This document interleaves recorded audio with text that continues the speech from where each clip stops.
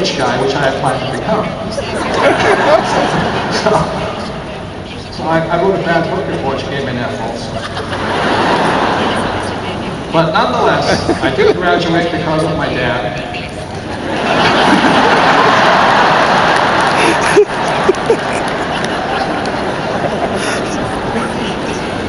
And I got 2 nominations, one to the U.S. Naval Academy at Annapolis, Maryland, one to the United States Merchant Academy at Kings Point, New York. And I took the Merchant Marine Academy for one reason. You don't have to be a rocket scientist. I just asked one question. I said, what's the starting pay on graduation? The starting pay of a Naval Academy graduate in 1965 was $200 a month. Starting pay of a King's Pointer was $2,000 a month. So I'm not good at math, but I can count the zeros, you know. So I wound up going to King's Point, which was the right thing. I drove oil tankers for Standard Oil, California. That's when I got interested in oil. But in 1969, the Vietnam War was on. So both my dads said it was a son's obligation to fight for his country. And so I volunteered for the U.S. Marine Corps, which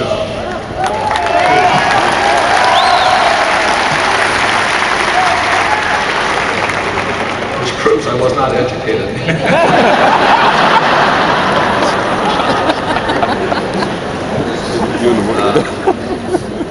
But it was the smartest move to make it. They were the best bunch of young men I ever hang out with. They were the best.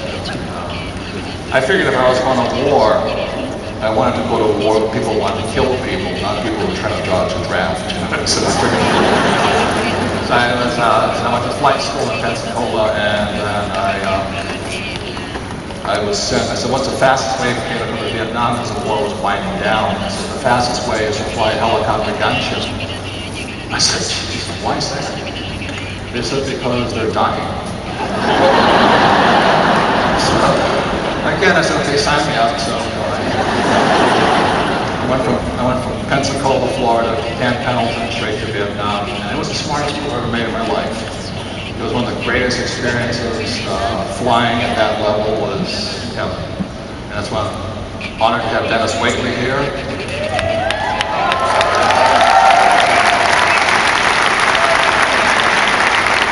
It's the best, isn't it, Dennis? It's better than dying and going to heaven. It's ecstasy. And Dennis is one of the greatest pilots in the world, U.S. Blue Angels, Navy Blue Angels. I mean, you have.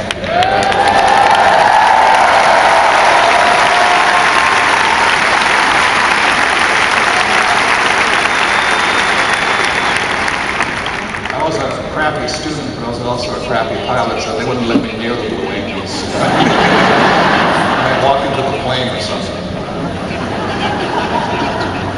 So anyway, this is the whole thing. That's very simply it. It's income, expenses, assets, liabilities.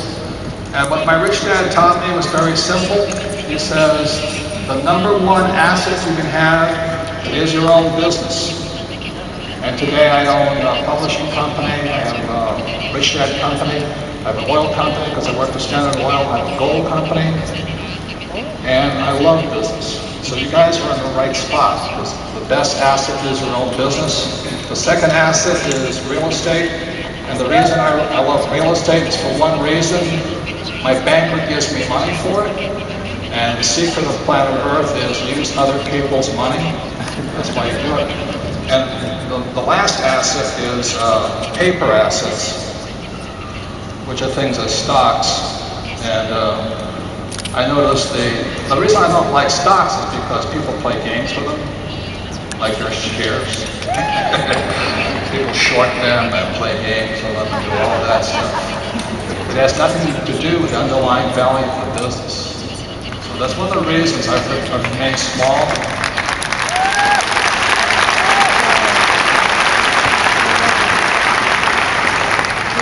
Remain small and freaking taking 3 companies public just for the experience of it, but I'd rather remain small and private. I have no debt in my company, but I have a lot of debt in my real estate, so that's the way I work. And that's very simply it. So what makes a person rich is their assets versus their liabilities, the amount of income and all this.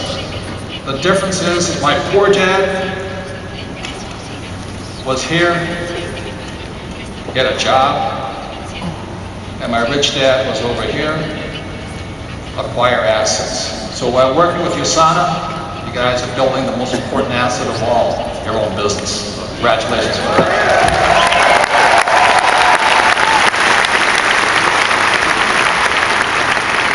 The second diagram of the second book I wrote was called the cash flow quadrant. And this book is, my rich dad showed me, he says there's 4 people in the world of business. The most numbers are employees, or E's. The next number are S's, small business specialists, or like doctors and lawyers and things like that. The third is business, which is the USANA business, and I are investors. So it was my poor dad who very simply said to me, you know, go to school and get a job. My mom being a nurse, and I used to argue with my dad, said, but Dad, I don't want to live in the middle class. I want to be rich. And my rich dad, my dad would argue with me. So my mom said, son, Robert, don't argue with your dad. Don't argue. So, if you want to be rich, I'm a nurse. But the richest people I know are doctors. So go to school and become a doctor. So my mom wanted me to come here. I said, Mom, there's only one problem with that. She says, what? Doctors are smart. She says, that's got a good point. Don't go become a doctor. So with that, it was my rich dad who said to me, he said, you know, Robert, you're not that bright, are you? I said, no, we're a helicopter pilot. He says, you're not that bright, you don't like to work that hard, go into business. And he says, once you're in business, invest in real estate. That was my rich dad's formula. It's the formula of the richest people on earth. It's the same formula. Nothing has changed. Right, Mr. Allen? This is the formula. So that's why I strongly recommend if you want to take charge, take control of your life,